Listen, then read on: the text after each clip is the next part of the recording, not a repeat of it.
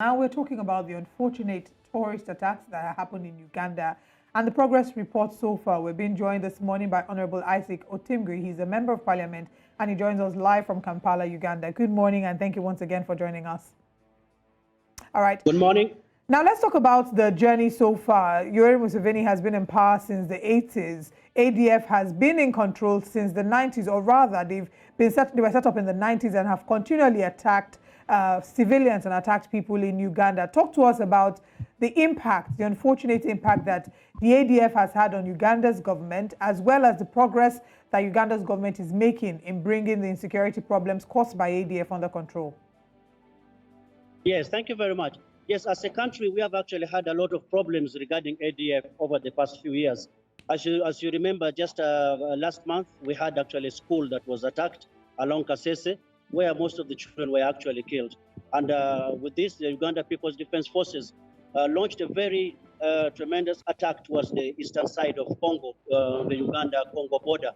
And it is because of the UPDF strength that is actually being placed towards Congo on trying to uproot the ADF remains.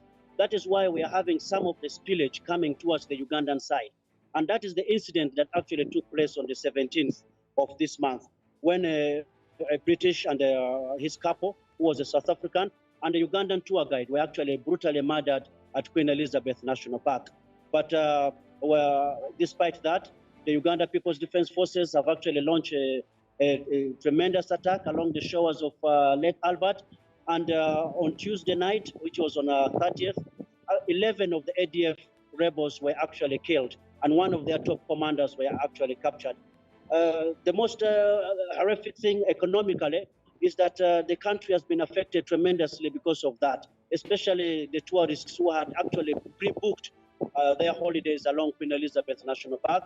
We have received a number of complaints from the hotels and the lodges of tourists actually cancelling their bookings along that area. And I'm afraid this is going to cause a bit of a problem to our economy, especially within the tourist sector. I agree. This will cause a lot of problem, especially looking at the fact that Uganda also makes a lot of profit, which has contributed a lot to the country's GDP, especially looking at tourism. But finally, what's the way forward and what expectations are we looking forward to here?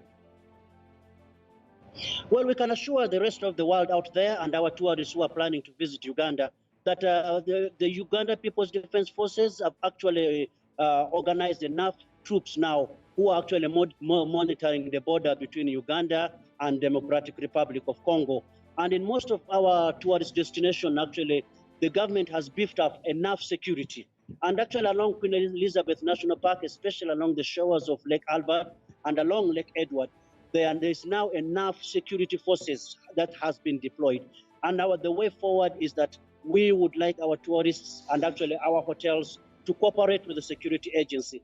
As you remember, during the president's speech, the president actually has informed most of the citizens of Kasese to make sure that they are on alert. So they should cooperate with the security agents. In case there are any people who they are not sure of, they should immediately report them to any security agency so that action can be taken. But as I speak right now, there is calmness within most of our tourist destinations, especially Queen Elizabeth National Park, and I urge tourists not to forego their visits to Uganda. Uganda is safe to visit. All right, we do look forward to seeing a more safer, a safer Uganda, where tourists like myself would feel very confident and excited to visit. And, we want to see more of even intra-African travel. Our thoughts and our prayers to those who lost loved ones, the families of from the UK, South Africa, as well as the Uganda residents who lost their life. Thank you so much, Honorable, for joining us on the show this morning. Thank you. Thank you for having me. Thank you very much. Thank you.